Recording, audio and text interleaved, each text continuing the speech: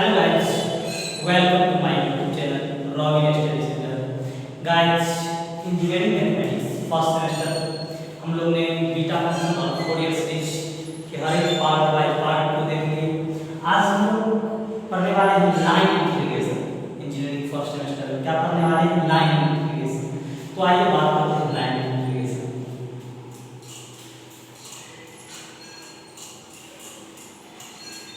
देखिए line integration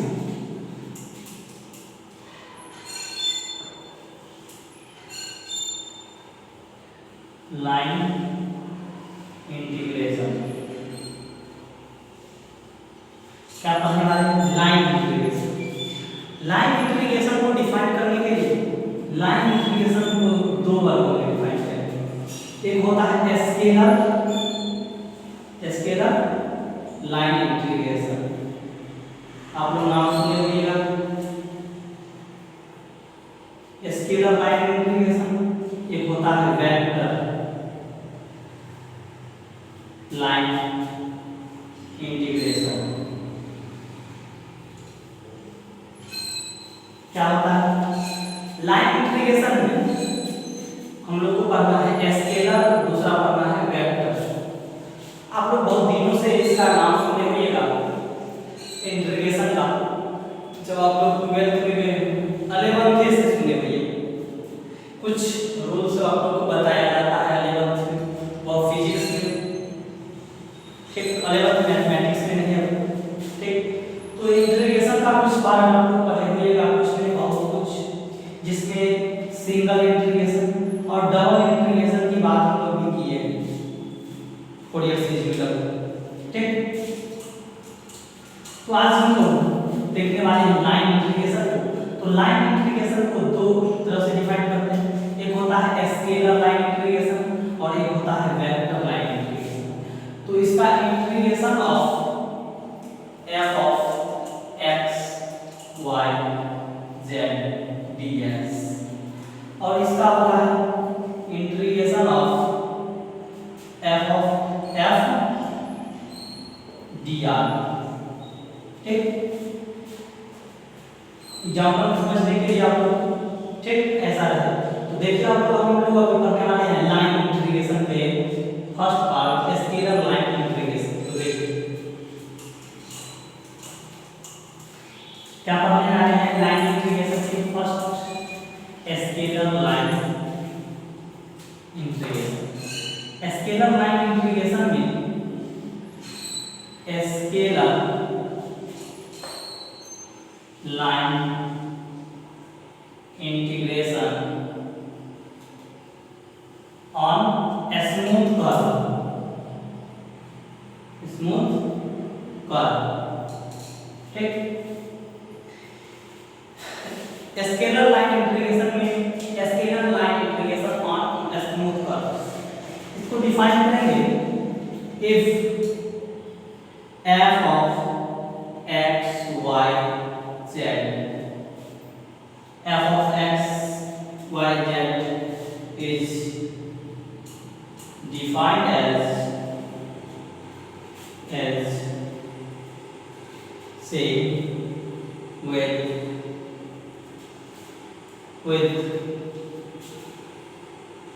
parametric form, parametric equation C with parametric equation, ठीक। और जैसे f of x की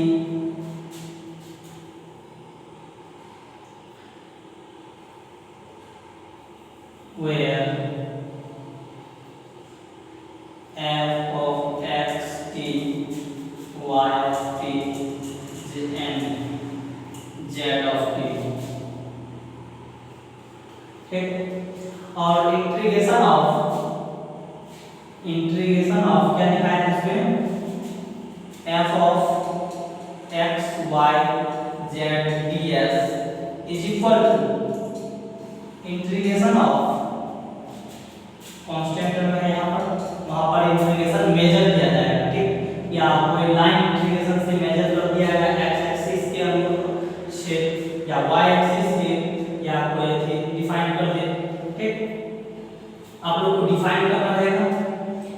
वाई एंड जेड ये दिया रहेगा। तो देखिए इसके लिए लिखेंगे f of x y z, तो हो जाएगा f of x t into y of t z of t, ठीक। डीएस, डीएस के लिए होता है फॉर्मूला, देखिए इसको मिटा देते हैं। तो आप लोग लाइन इंटीग्रेशन के first part scalar line integration on smooth curve. Smooth curve का मतलब क्या होगा, is defined as smooth curve, smooth curve C with parametric equation. यहां छोड़ देते हैं स्मूथ कर्व। स्मूथ कर्व का मतलब पैरामीट्रिक इक्वेशन में आप लोगों को दिया रहेगा x t y t z t और इसका डिफरेंशिएट करके ds का जो वैल्यू होता है, देखिए आप लोग इंटीग्रेशन यहाँ पर देखिए, यह तो डिफाइन करने का तरीका होगा। तो देखिए जब इंटीग्रेशन ऑफ कांस्टेंट f ऑफ x y z, ठीक, ds इज इक्वल टू, अभी हम लोग में पैरामीट्रिक फॉर्म में x t यानी f ऑफ x t y t z और ds, ठीक। तो ds की जगह पर जितना फाइंड करने के लिए स्केलर में कांस्टेंट f ऑफ x t y t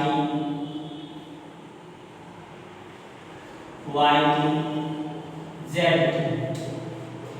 under root x dash t का whole square plus y dash t का whole square plus z dash t का होल स्क्वायर, ठीक, dt, ठीक। तो किसके इक्वल, ds का जो होता है फॉर्म, उसको root under x dash t का whole square plus y dash t का whole square plus z dash t का होल स्क्वायर dt में चेंज करते हैं। इसको ds scalar line integration on smooth curve. If f of x is defined as a smooth curve C with f of x y z is x t y t z t integration constant f of x t y t z t ds ds is equal to root under x dash t का whole square plus y z t y dash t का whole square plus z dash t का whole square. कहने का मतलब अगर कोई function आप लोग का अगर दिया जाए वेरिएबल x dash, जैसे x नहीं दिया जाए, x t का वैल्यू दिया रहेगा कितना, मानिए sin दिया हुआ है sin t, तो x डैश t निकालेंगे तो क्या हो जाएगा cos t, ठीक। कैसे x डैश t करने मतलब इसका डिफरेंशिएट, मतलब जैसे आप लोग लिखते हैं dy बाय dx, इसको लिख सकते हैं y डैश या y1, ठीक। इसी तरह जैसे लिखते हैं d2y by dx square is equal to, इसको y स्क्वायर y2 कहिए या y नीचे ऊपर डैश डबल डैश लगा दीजिए या y2 कहिए, ठीक, कर सकते हैं। इसी तरह इसको, तो देखिए इस पे हम लोग स्केलर के क्वेश्चन लेते हैं। क्या लेते हैं question,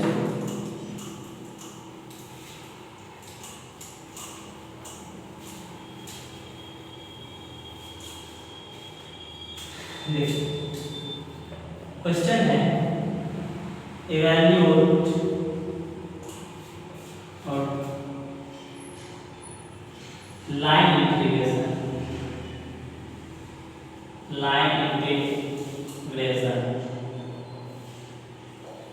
integration of x square z ds, ठीक,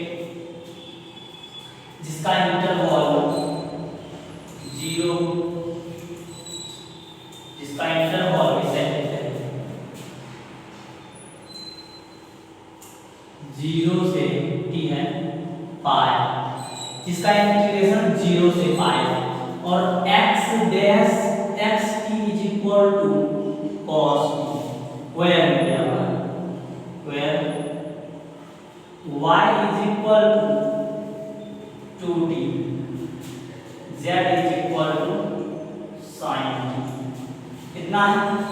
तो फर्स्ट ऑफ ऑल हम लोग सॉल्यूशन करने के लिए लाइन इंटीग्रेशन के लिए अभी पढ़ रहे हैं scalar line integration on SN पर। उसके लिए सबसे पहले हम लोग को फंक्शन, तो गिवन इंटीग्रेशन दिया हुआ है आप लोग का x² ठीक z ds दिया हुआ है गिवन, और इसका लिमिट भी दे दिया है, तो बाई चांस हम लोग लिमिट भी रख लेते हैं 0 to pi x² z ds ठीक।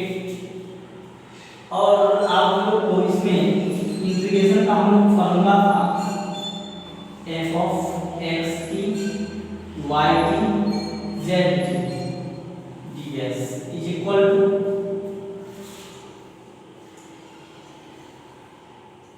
f of कोई फंक्शन दिया हुआ है x t y t z ds का अंडर x डैश t का whole square plus y dash t का whole square plus z dash t का होल स्क्वायर, इतना दिया हुआ था ठीक। समझ रहे?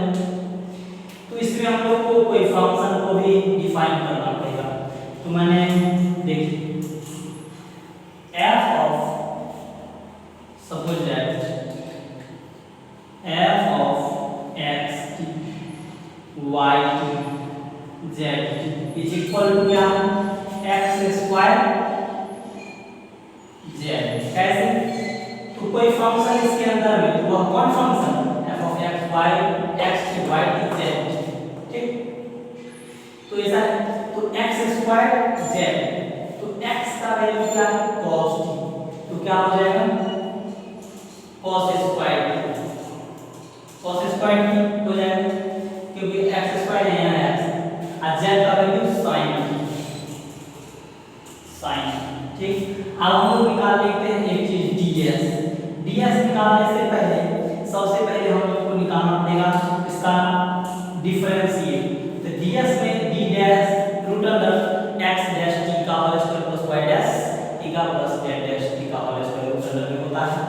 तो देखिए x t is equal to क्या cos t, तो x डैश t क्या हो जाएगा, इसका डिफरेंशिएशन cos का differentiation minus sin।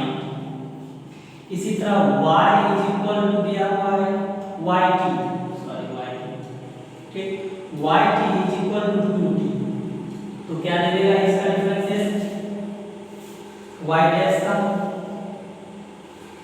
y dash t is equal to क्या देगा 2 दे देगा ठीक है। इसका में करना है differentiation z t is equal to यहां पे कुछ कर दिए z t is equal to sin t दिया हुआ है, तो z dash t is equal to क्या हो जाएगा sin का डिफरेंशिएशन cos t ठीक, कितना हो जाएगा।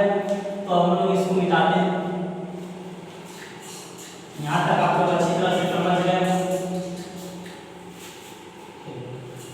तो देखिए, तो ds निकालने के लिए root under x dash t का होल स्क्वायर प्लस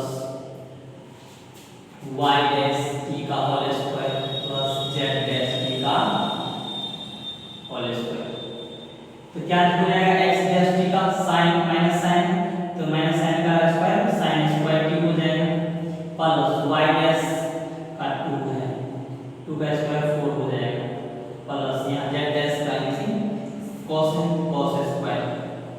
देखिए cos स्क्वायर sin स्क्वायर 1 हो जाएगा, 1 प्लस 4 यानी कि √5 क्या देगा √5। इसका वैल्यू √5 हम लोग को पता चलेगा ठीक। इसका वैल्यू देखिए इस अब नीचे वाले टर्म को मिटा देते हैं,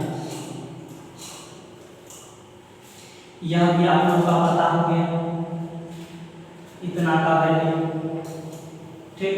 तो देखिए इंटीग्रेशन इंटीग्रेशन में पुट अप कर लीजिए। इंटीग्रेशन लिमिट था 0 से पाई दिया हुआ है एक्स स्क्वायर जेड यानी कि क्या हो जाएगा cos square t into d t का इक्वल होता है ठीक d s equal sine t into root under 5 d ठीक। तो अब हम लोग इसका इंटीग्रेट कर लेंगे देखिए